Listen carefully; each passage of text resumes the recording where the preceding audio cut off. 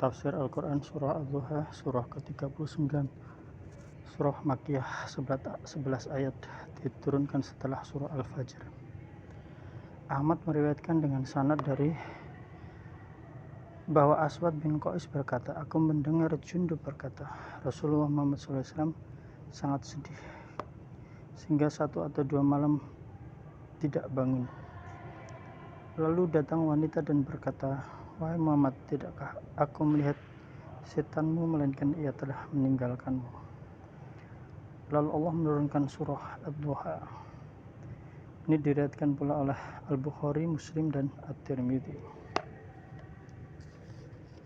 A'udzubillahi minasyaitonirrajim. Bismillahirrahmanirrahim. Wad-duha, demi waktu duha.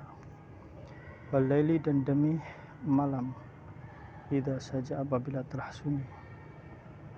Ma wadda'aka, Tuhanmu tidaklah meninggalkanmu. Rabbuka wa ma qala, dan tidaklah membencimu. Walal akhirah, dan sesungguhnya yang akhir itu, sesungguhnya akhirat, khairun laka minal ula, lebih baik bagimu daripada yang awal. Wala saufa yu'tika rabbuka fatardah, dan kelak Tuhanmu pasti akan memberikan karunia-Nya kepadamu lalu kamu menjadi puas. Alam yajidka yatiman fa'awa, bukankah Allah mendapatimu seorang yang yatim lalu Allah melindungimu. Wa wajadaka dhalla fahada, dan Allah mendapatimu seorang yang bingung lalu Allah memberimu petunjuk. Wa wajadaka a'ilan fa'agna, dan Allah mendapatimu seorang yang kekurangan lalu Allah memberimu kecukupan. Fa'ammal yatima fala taqhar, maka terhadap anak yatim janganlah kamu berlaku sewenang-wenang. Wa ammas sa'ila fala tanhar, dan kepada orang yang meminta-minta janganlah kamu menghardiknya.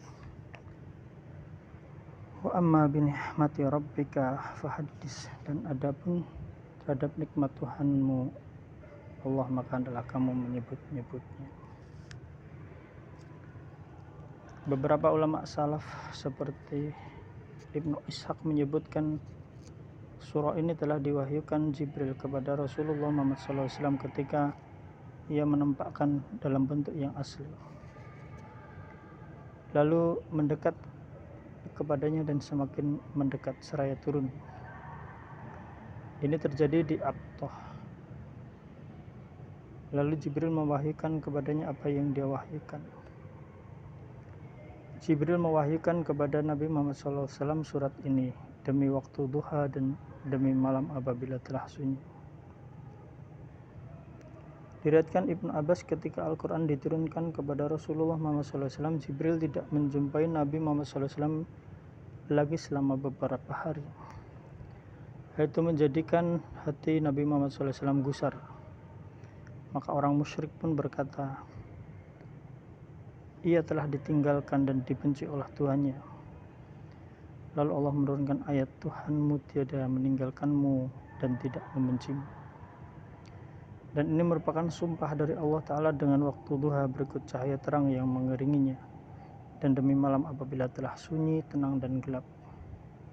Seperti firman-Nya dalam surat Al-An'am ayat 96, Dia Allah yang telah menyingsingkan pagi dan menjadikan malam untuk beristirahat, dan matahari dan bulan untuk perhitungan. Itulah kata Allah yang maha perkasa lagi maha mengetahui.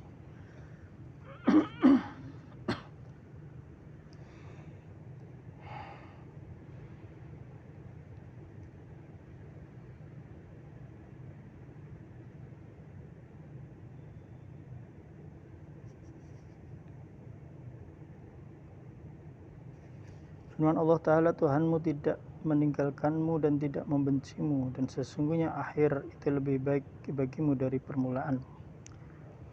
Itu kehidupan akhirat lebih baik bagimu daripada kehidupan dunia. Dan telah diketahui dalam sejarah perjalanan Rasulullah Muhammad SAW bahwa Nabi Muhammad SAW adalah orang yang paling zuhud pada dunia. Diriwayatkan oleh Ahmad dengan sanadnya bahwa Abdullah bin Mas'ud berkata, Idja'a Rasulullah SAW ala hasirin. Rasulullah Muhammad SAW berbaring dengan beralaskan tikar. Fa'assara fi jambihi, sehingga menimbulkan bekas di lambung kanannya. Falamma istaghadha, maka ketika Nabi Muhammad SAW bangun, aku pun mengusap lambung beliau. Amsahu jambahu, ja'altu amsahu jambahu. Wa qultu ya Rasulullah, dan mengatakan, wahai Rasulullah, ala adantana, izinkanlah kami untuk menghamparkan permadani di atas tikar ini, hatta yubsata laka ala al-hasir. Lalu Rasulullah SAW bersabda, faqala Rasulullah SAW, mali walid dunya, aku tidak berurusan dengan dunia. Innama masali wa masali dunya, sesungguhnya perumpamanku dengan dunia adalah bagaikan seorang yang berkendara karakibin, kemudian berteduh dhalla tahta asyajarah, di bawah pohon, summa raha, kemudian istirahat sebentar, wa taraka, kemudian meninggalkannya lagi. Hadis yang diriwayatkan oleh Ibnu Majah dan At-Tirmidzi, hadis hasan sahih. Allah Ta'ala berfirman, dan kelak Tuhanmu pasti memberikan karunia-Nya kepadamu lalu kamu menjadi puas, yaitu akhirat. Nanti Allah akan memberikan kenikmatan sehingga meridhai untuk memberikan syafaat, merindai Nabi Muhammad SAW untuk memberikan syafaat pada umat. Diriwayatkan oleh Abu Amr al-Auza'i dari Abdullah bin Abbas radhiyallahu an, telah diperlihatkan pada Rasulullah SAW sesuatu yang telah dibukakan untuk umatnya sepeninggal Nabi Muhammad SAW, gudang perhiasan. Rasulullah Muhammad SAW sangat gembira dengannya. Lalu Allah Ta'ala menurunkan ayat, dan kelak Tuhanmu akan memberikan karunia-Nya kepadamu lalu kamu menjadi puas.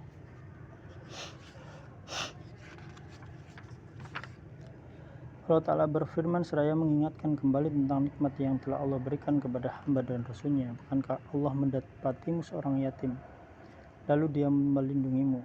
Sebab ayah Nabi Muhammad SAW wafat saat beliau masih dalam kandungan ibunya. Kemudian ibunya Aminah binti Wahab wafat, padahal Nabi Muhammad SAW masih berusia 6 tahun. Kemudian diurus oleh kakaknya Abdul Muttalib sampai wafat, dan beliau berumur 8 tahun.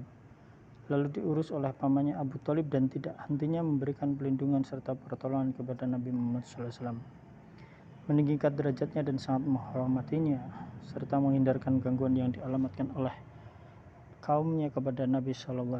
Setelah Nabi Muhammad SAW diangkat menjadi seorang utusan Allah pada penghujung umur 40 tahun. Demikianlah Abu Thalib tetap berada dalam agama kaumnya penyembah berhala. Semua terjadi karena takdir Allah dan pengaturannya yang baik, sampai pamannya wafat beberapa saat sebelum beliau hijrah. Kaum juhala Quraisy semakin berani leluasa mengganggu Nabi Muhammad SAW, sampai akhirnya Allah memerintahkan beliau untuk hijrah ke negeri Ansor. Setelah sampai di negeri Ansor, maka mereka segera memberikan perlindungan, pertolongan, pengawalan kepada Nabi Muhammad SAW, serta ikut berperang bersama Nabi Muhammad SAW radhiyallahu anhum. Ini merupakan pemeliharaan, penjagaan, dan pengawasan Allah Ta'ala.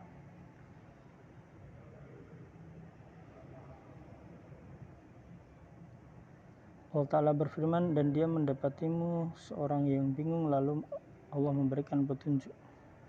Adalah seperti firman Allah Ta'ala, demikianlah kami wahyukan kepadamu roh dengan perintah kami. Sebelumnya kamu tidak mengetahui apa Alkitab dan tidak pula mengetahui apakah iman. Tetapi kami menjadikan Al-Quran itu cahaya yang kami tunjuki dengan Dia siapa saja yang kami kehendaki di antara hamba-hamba kami.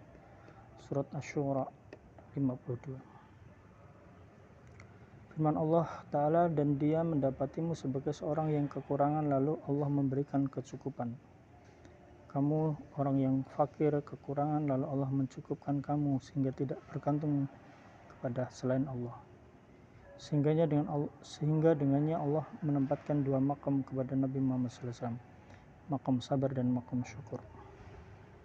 Diriwayatkan Al-Bukhari dan Muslim dari Abu Hurairah radhiyallahu an bahwa Rasulullah Muhammad SAW bersabda, laisal ghina, bukanlah kekayaan itu, an kasratil arad, dengan banyak harta, walakinnal ghina, akan tetapi kekayaan itu, ghina an-nafsi, adalah kekayaan jiwa. Diterangkan dalam Sahih Muslim dari Abdullah bin Amr bahwa Rasulullah SAW bersabda, qad aflaha man aslama, berbahagia orang yang masuk Islam, wa ruziqa kafafan, dan diberi rezeki yang cukup, wa qanahullahu bima atahu, dan dipuaskan hatinya oleh Allah. Allah berfirman, adapun terdapat anak yatim, maka janganlah kamu berlaku sewenang-wenang sebagaimana dulu kamu pernah mengalami masa yatim. Lalu Allah memberi perlindungan padamu, maka janganlah berbuat kasar pada anak yatim. Janganlah menghina, menghardik, tapi berbuat baik pada anak yatim, berlaku lembut. Terhadap orang yang meminta-minta, janganlah kamu menghardik. Sebagaimana dulu kamu tersesat, kemudian Allah memberikan petunjuk padamu, maka janganlah kamu hardik seorang yang meminta ilmu dan minta bimbingan. Dan terhadap nikmat Tuhanmu, maka hendaklah kamu menyebut, yaitu sebagaimana dulu kamu fakir, sangat kurang, Allah memberi kecukupan, maka sebutlah nikmat Allah yang telah diberikan padamu. Sebagaimana dalam doa maksur, waj'alna syakirina, menjadikanlah kami ini sebagai hamba yang bersyukur, li ni'matika, atas nikmatmu, musnina, memujimu, biha alaika, qabiliha wa atimha alaina, urusan engkaulah yang menentukan orang yang menerimanya, dan sempurnakanlah nikmat itu kepada kami. Abu Daud meriwayatkan dari Abu Hurairah radhiyallahu an, Rasulullah SAW bersabda, la yashkurullah man la yashkurun nas, tidak bersyukur kepada Allah seorang yang tidak berterima kasih pada manusia.